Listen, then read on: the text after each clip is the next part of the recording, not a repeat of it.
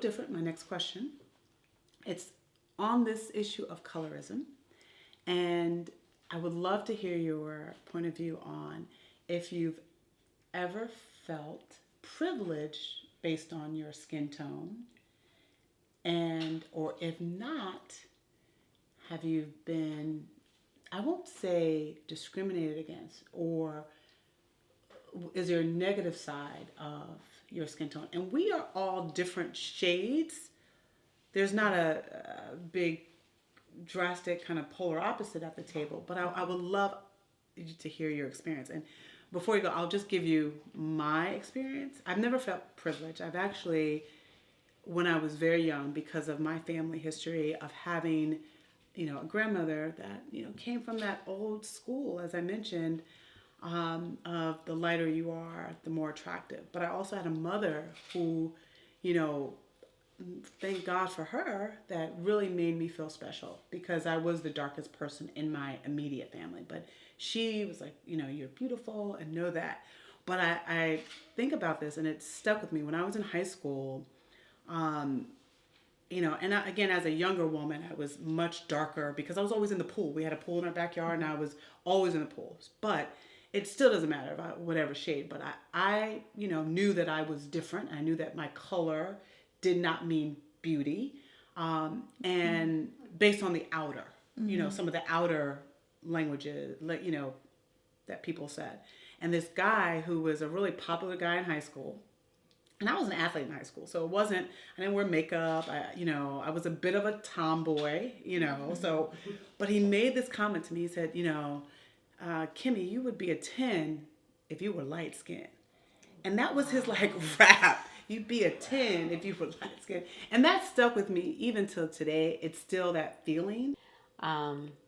Being in this community, I kind of feel like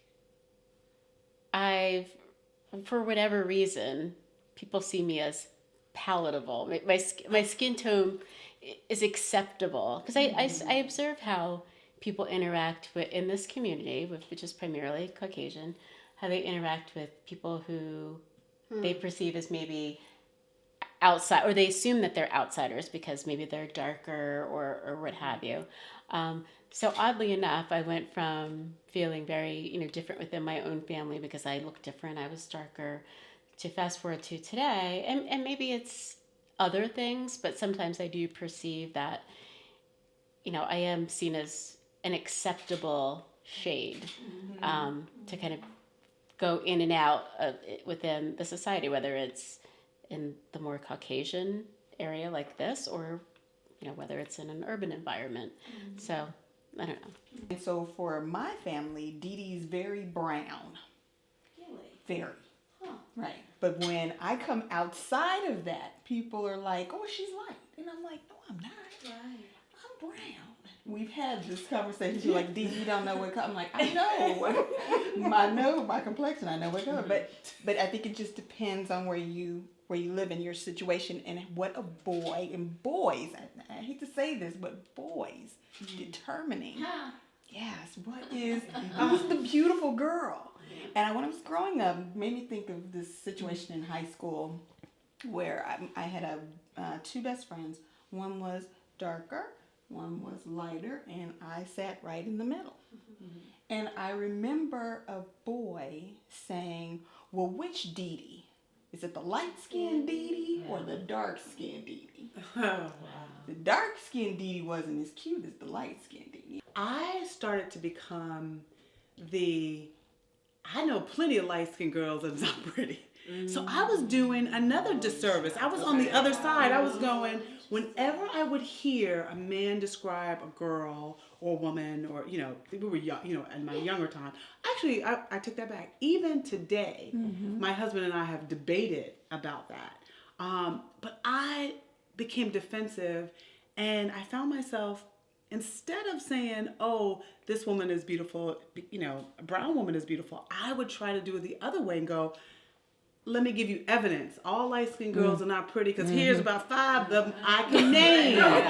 And that's horrible in itself. I found that I'm always I'm on the defense of saying, don't just assume someone is pretty because she's light skinned. It's almost like those two things go together. The pretty light skin, or, you're pretty for.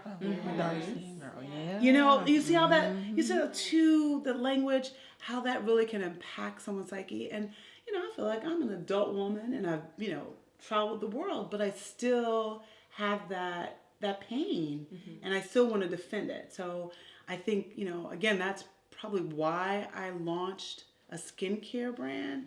And it wasn't just about making sure we have products to take care of our skin, but also be that mirror and reflect, or that reflection back to Black women of all shades. For me personally, this is going to be my little contribution. You've made many. Yes. Yeah. I have a son who's 9.